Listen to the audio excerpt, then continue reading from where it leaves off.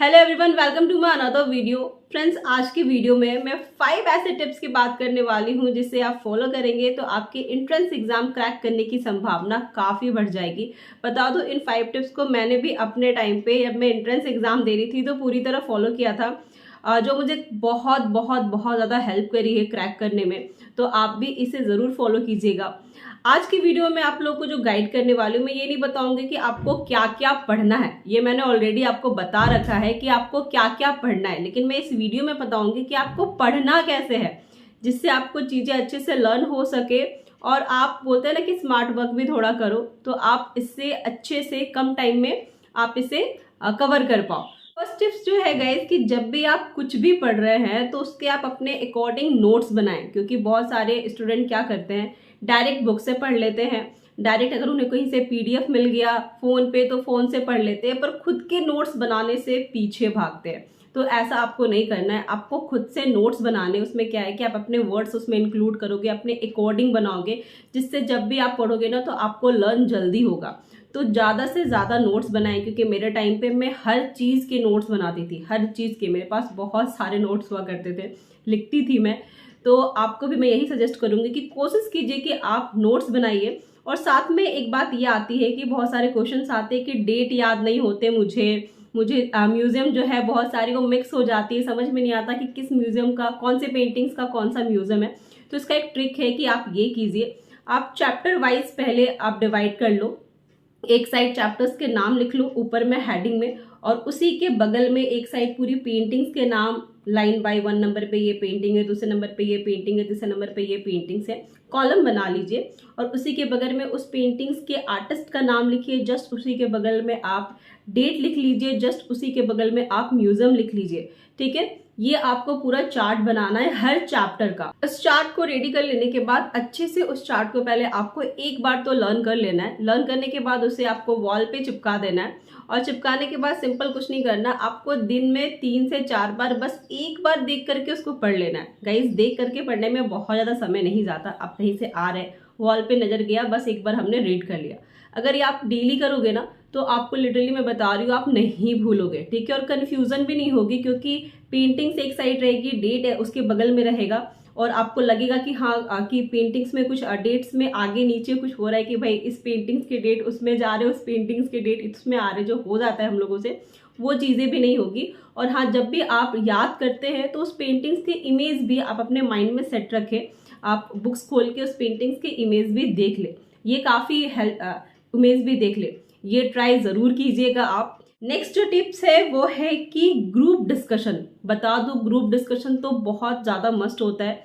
एक टाइम पे आप अकेले पढ़ रहे, ठीक है, जब एग्जाम्स करीब आते हैं ना तो आप ग्रुप डिस्कशन जरूर कीजिए। लेकिन बात यहाँ पे ये आती है कि जो लोग सिंगल है वो कैसे डिस्कशन कर सकते हैं, है ना।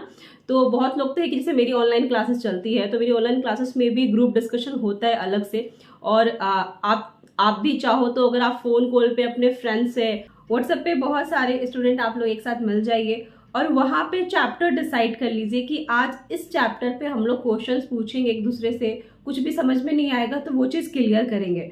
तो वो चीज़ करना बहुत ज़रूरी है, क्योंकि आप अलग भी अपने अपने कमरे में हो, तो अभी तो भाई नेट का ज़माना है, सोशल मीडिया का ज़माना है, आप आराम से व्हाट्सएप पे या फिर गूगल मीट पे लिंक शेयर करके ग्रुप डिस्कशन कर सकते हैं। और एक चीज़ मैं बहुत अच्छा बता रही हूँ कि आप मेरे टेलीग्राम से जुड़ जाइए। अभी टेलीग्राम से आप जुड़ोगे तो वहाँ पे डेली क्विज होती है। ठीक है, उस क्विज में अगर आप पार्टिसिपेट करेंगे, मैं सच्ची बता रही हूँ, वहाँ पे बहुत अच्छे से आपका रिवीजन होगा। तो टेलीग्राम की लिंक इस वीडियो के डिस्क्रिप्शन में ऐड है, आप फटाफट जाओ टेलीग्राम से जुड़ जाओ और वहाँ पे जो क्विज है उसे अटेंड करें। ठीक है, तो सेकेंड जो है कि ग्रुप डिस्कशन करना हम ना भूलें, जितना ज़्यादा हो सके अभी के टाइम पे। दिन भर में, पूरे जो दिन भर में होता है, कम से कम 1 से 2 घंटा आप निकाल करके ग्रुप डिस्कशन किया करो। क्योंकि गाइस, मैं भी अपने एग्जाम के लास्ट टाइम पे डेली ग्रुप डिस्कशन हुआ करता था, और वहाँ पे ऐसा होता था कि जैसे कि हम लोग 5 लोग ग्रुप डिस्कशन कर रहे हैं, तो सभी लोग 10 क्वेश्चंस खुद से बना के लेके आएंगे, और एक दूसरे से हम लोग शेयर करते थे। तो अगर सब लोग 10-10 क्वेश्चंस बना रहे तो सोचो कितने क्वेश्चंस बन गए, 50 क्वेश्चंस बन गए। तो वैसे ही आप डिवाइड कर दोगे कि हाँ, इस चैप्टर से हम लोग सब लोग कुछ कुछ क्वेश्चंस बनाएंगे और एक दूसरे को शेयर करेंगे। तो उससे क्या होगा कि आपका बर्डन भी थोड़ा कम हो जाएगा और आपके बहुत सारे आपको क्वेश्चंस भी मिल जाएंगे। तो इसीलिए ग्रुप डिस्कशन बहुत इंपॉर्टेंट है। और जब हम एक दूसरे से बातें करते हैं तो हम बातें करने के दौरान ही हमें बहुत सारी चीजें याद रहती है, हम उसे भूलते नहीं है। लेकिन अगर आप खुद में अकेले बैठ के उसे लर्न करोगे तो आप थोड़े टाइम बाद ये देखना कि आप भूल जाओगे। इसीलिए ग्रुप डिस्कशन बहुत ज़रूरी है, आप इसे ज़रूर किया कीजिए। अगर किसी ने नहीं किया है तो स्टार्ट कर दो, अभी भी देर नहीं हुई है। थर्ड नंबर पे आता है आपका रिकॉल। जी हाँ, रिकॉल कैसे? जब भी आप बैठे रहते हो, ठीक है, कहीं थोड़ी देर के लिए बैठ गए या फिर रात में सो रहे हैं या फिर कभी भी मौका मिला कि हाँ आप आराम से अकेले बैठे हो, तो आप चीज़ें रिकॉल करो। रिकॉल मतलब जो भी आपने दिन भर में याद किया है उससे आप क्वेश्चन और उसके आंसर्स अपने माइंड में रिकॉल करो कि हाँ आज मैंने इस टॉपिक को याद किया था, उसके क्वेश्चंस ये थे, उसके आंसर्स ये थे, ठीक है। जितना ज़्यादा हो सकता है उसे रिकॉल कीजिए। एंड जब भी आप रिकॉल करोगे ना गाइस, तो क्या होगा कि आप कुछ क्वेश्चंस या कुछ आंसर्स ऐसे होंगे जो आप भूलने लगोगे। लाइक आप सोचोगे कि अरे उसके आंसर्स क्या थे, याद नहीं आ रहा है, उसके क्वेश्चंस क्या थे, याद नहीं आ रहा है। तो आपको क्या करना है, जब आप जिस समय रिकॉल कर रहे हो और आप भूल रहे हो, उसी समय आपको सारे काम साइड में रख के आपको सबसे पहला जो काम करना है, अपने नोट्स बुक उठाने हैं, कॉपी उठानी है और चेक करना है कि हाँ भाई क्वेश्चंस क्या था, आंसर्स क्या था। बता दूं, मैं अपने टाइम पे अगर मैं छत पे वॉक भी कर रही हूँ या फिर मैं खाना खा रही हूँ तो मैं रिकॉल करते रहती थी, ठीक है। और मुझे अगर मैं कुछ भूली हूँ तो खाना साइड में रख के सबसे पहले मैं चेक करती थी कि आंसर्स थे क्या, क्वेश्चंस थे क्या। उसके बाद भी मैं आगे कंटिन्यू करती थी खाना। मैंने किया है, लिटरली मैंने किया है। और जब मैं छत पे भी वॉक कर रही हूँ तो मैं कुछ भूल रही हूँ तो मैं तुरंत नीचे आके मैं नोटबुक खोल के देखती थी। एंड साथ ही जो आलस है, ठीक है, उस आलस को एकदम साइड करना है, क्योंकि हमारे अंदर ना बहुत आलस भरी होती है। लाइक कि ठीक है, अगर हम कुछ चीज़ याद करें और हम भूल गए, मैंने जैसे कहा है कि आपको तुरंत चेक करना है, तो आप क्या करोगे, ठीक है ना, बाद में चेक कर लेंगे, ध्यान तो रहेगा ही माइंड में। समटाइम्स क्या होता है कि अगर आप बाद में चेक करोगे तो पहले वो माइंड से निकल जाता है, बहुत बार ऐसा होता है। तो फिर आप सोचोगे कि हम क्या क्या था, सोचते ही रह जाओगे। और दूसरी बात ये होती है कि अगर आपको याद भी रह गया है कि हाँ भाई हम ये चीज़ें भूल रहे थे और आप बाद में चेक कर रहे हो, तो वो इतना असर नहीं करेगा। और अगर आप तुरंत देखोगे तो वो चीज़ें ना फिर आपको याद रह जाएगी। इसीलिए जब आप रिकॉल कर रहे हो और भूल रहे हो तो आपको उसी समय, ठीक है, उसी समय सभी चीज़ों को साइड में रख के, अपने आलस को साइड में रख के तुरंत देखना है। फोर्थ टिप से ये गाइस कि समटाइम्स क्या होता है ना कि मेरी थ्योरी जो हम लोग की होती है हिस्ट्री वाली, ऐसी होती है कि कुछ स्पेलिंग्स ऐसे होते हैं कि हम कितना भी पढ़ लेना वो स्पेलिंग्स को हम भूल ही जाते हैं, बार बार भूल जाते हैं, बार बार पढ़ने पे भी। तो वहाँ पे आपको क्या करना है, उस स्पेलिंग को आपको बार बार लिखना है। बता दूं कि जब मैं 10th और 12th में थी तो मुझे बोला जाता था, क्योंकि मैं भूलती बहुत ज़्यादा थी, हिस्ट्री वाली चीज़ थी तो मैं बहुत ज़्यादा भूलती थी। हिस्ट्री मेरा हमेशा से ना बहुत वीक सब्जेक्ट रहा है, ठीक है। और जब मैं BFA का कोर्स कर रही थी तो मुझे पता भी नहीं था कि इसमें थ्योरी पढ़नी होती है। जब पता चला कि थ्योरी का एग्जाम देना होता है और उसमें भी हिस्ट्री पढ़नी होती है, डेट्स वगैरह याद करने होते हैं, तो मैं तो एकदम से शॉक्ड हो गई कि भाई इतना सारा कुछ पढ़ना है। क्योंकि डेट वगैरह तो मुझे बिल्कुल भी याद नहीं होता था। और लिख करके पढ़ना मतलब होता है ना कि कोई चीज़ हम भूल रहे हैं बार बार, तो उसको लिख लो, उसको बार बार लिखो।